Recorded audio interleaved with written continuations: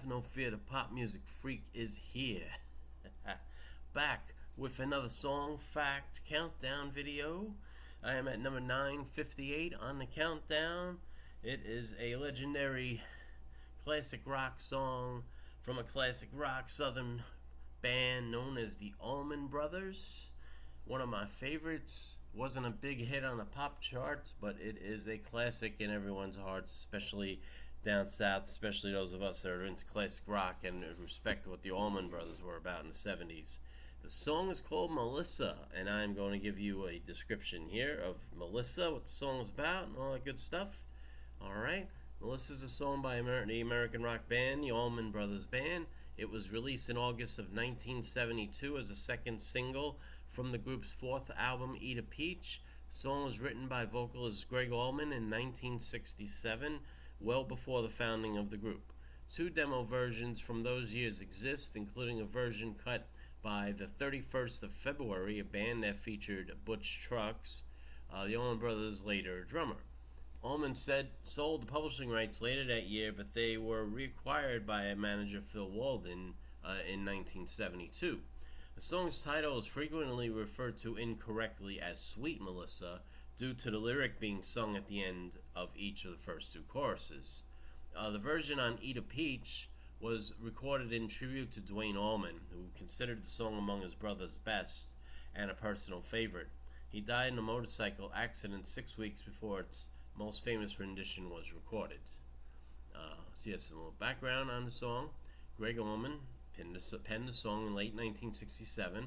He had previously struggled to create any songs with substance, and Melissa was among the first that survived after nearly 300 attempts to write a song he deemed good enough. Staying at the Evergreen Motel in Pensacola, Florida, he picked up Duane's guitar, which was tuned to open E, and immediately felt inspired by the natural tuning. Words came naturally, but he stumbled on the name of the love interest. The song's namesake was almost settled as Delilah before Melissa came to Allman at a grocery store where he was buying milk late one night. And he told the story in his memoir, My Cross to Bear. It was my turn to get the coffee and juice for everyone, and I went to this 24-hour grocery store, one of the few in town. There were two people at cash registers, but only one other customer besides myself. She was an older Spanish lady wearing the colorful shawls with her hair all stacked up on her head. And she had what seemed to be her granddaughter with her, who was at the age when kids discover they have legs that will run. She was jumping and dancing. She looked like a little puppet. I went around getting my stuff, and at one point she was at the next aisle over, and I heard her little feet run all the way down the aisle, and the woman said, "No, wait, Melissa, come back. Don't run away, Melissa." I went, "Sweet Melissa." I could have gone over there and kissed that woman. As a matter of fact, we came down and met each other at the end of the aisle, and I looked at her and I said, "Thank you so much." She probably went straight home and said, "I met a crazy man at the effing grocery." Allman rushed home and incorporated a name into his partially completed song, later introducing it to his brother. I played it for my brother, and he said, "It's pretty good for a love song. It ain't rock and roll that makes me move my ass." He could be tough that way. The duo produced a demo recording of Melissa that later surfaced on One More Try, a compilation of outtakes released 30 years later. In 1968, the duo recorded it during a demo session with the 31st of February, a band that featured Butch Trucks, the Allman Brothers' later drummer. That version is thought to have featured the debut recorded slide guitar performance from Duane Allman. And the entire session was later compiled into Duane and Greg Allman, released in 1972. Greg Allman sold the publishing rights to Melissa as well, God Rest His Soul, which was a tribute to Martin Luther King Jr., to producer Steve Alamo for $250, which is the equivalent of $1,950 in 2021. Shortly thereafter, he had been tied up in Los Angeles, contractually bound by Liberty Records, who had previously issued albums by the Allman's first band, the Hourglass, and used the money to buy an airplane ticket to fly back. When Duane Allman was killed in a motorcycle accident in 1971, his brother performed the song at his funeral, as he had grown to like the song over the years. Greg Allman commented that it didn't sit right that he used one of his brother's old guitars for the performance, but he nonetheless got through it. He called it my brother's favorite song that I ever wrote. Both because he did not own the rights and found it too soft for the band's repertoire, he never mentioned the song to the members of the Allman Brothers Band.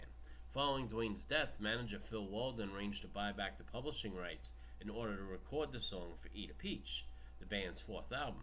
Greg brought it to the studio the day following his birthday, and the band recorded it that afternoon at Criteria Studios in Miami, Florida. They felt it lacked a compelling instrumental backing element, so guitarist Dickie Betts created the song's lead guitar line. So now, in terms of popular culture, Melissa has enjoyed renewed popularity in the 2000s due to its feature in a commercial for Singular AT&T Wireless cell phone company and the use of it in a scene in Brokeback Mountain. It was prominently featured in the 2005 film House of D, performed by both the Allman Brothers and Erykah Badu. So, yes, it was not really much of a chart hit, but it did open a door for later hits like Rambling Man, which became their big monster hit the year later in 1973 and went to number 2.